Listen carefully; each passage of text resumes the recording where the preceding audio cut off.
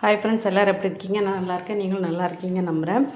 நேற்றையிலேருந்து எங்கள் ஊரில் நல்ல மழை. ஒரு சின்ன வேலையை திருநெல்வேலிக்கு போயிருந்தோம். போயிட்டு வரும்போதே நானும் என் ஹஸ்பண்ட் நல்லா நனைஞ்சிட்டு தான் வந்தோம். காலையிலே மழை லேசாக தூரிக்கிட்டே தான் இருக்குது. 12 மணிக்கு மேலே தூரிக்கிட்டே தான் இருக்குது. சரி, நைட்டு என்ன பண்ணலாம்னு சொல்லிக்கிட்டு காலையிலே டிஃபன் முடிச்சாச்சு. மதியம் லஞ்சம் ரெடி பண்ணி வீட்டுக்காரர் ஆஃபீஸுக்கு அனுப்பியாச்சு.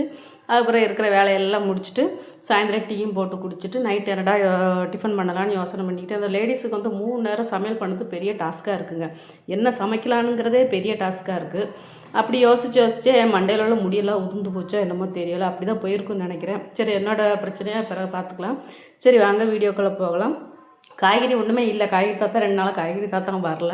என்கிட்ட 2 சவு கிடந்துச்சு. சரி, அதை நீ சட்னி பண்ணலான்னு சொல்லிக்கிட்டு நல்லா தோல் சீவி கழுவி நல்லா கட் பண்ணி வச்சுருக்கேன். அதுக்கு தேவையானது இந்த சவு தக்காளி, பூண்டு, புளி, கருவேப்பிலை, வத்தல், பச்சை மிளகா எல்லாமே ரெடி பண்ணி வச்சாச்சு. ஒரு கடாயில் எண்ணெயை ஊற்றியாச்சு. எண்ணெயை ஊற்றி அந்த சவுச்சவை இப்போ கட் பண்ணி வச்சுருக்கிற சவுச்சோ, தக்காளி, உப்பு போட்டு நல்லா வதக்கிடணும். அது நல்லா வதங்கின உடனே காரத்துக்கு தேவையான ஒரு பச்சை மிளகா போட்டுருக்கேன். எங்கள் காரத்துக்கு நான் கம்மியாக தான் காரம் போடுவேன். அதனால் ஒரு பச்சை மிளகா, 3 வத்தல் போட்டிருக்கேன், பூண்டு போட்டிருக்கேன், புளி போட்டிருக்கேன். அதுக்கப்புறம் மல்லி இலை, கருவேப்பிலை போட்டு நல்லா யாருக்குன்னு ஆல்ரெடி நம்ம உப்பு போட்டிருக்கோமா, அதனால் உப்பு தேவையில்லை.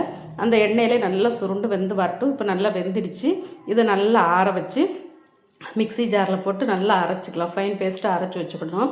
அதே கடாயில் கொஞ்சோண்டு எண்ணெயை ஊற்றி கடுகு, உளுந்தம்பருப்பு போட்டு வத்தல், கருவேப்பிலை போட்டு தாளித்ததும் இந்த அரைச்சி வச்சுருக்கிற சவுச்சோ பேஸ்ட்டை போட்டு அந்த பச்சை வாசனை முடிகிற வரைக்கும் இது பண்ணிட்டோம்னா சவுச்சோ சட்னி ரெடி. வாங்க சாப்பிடலாம்.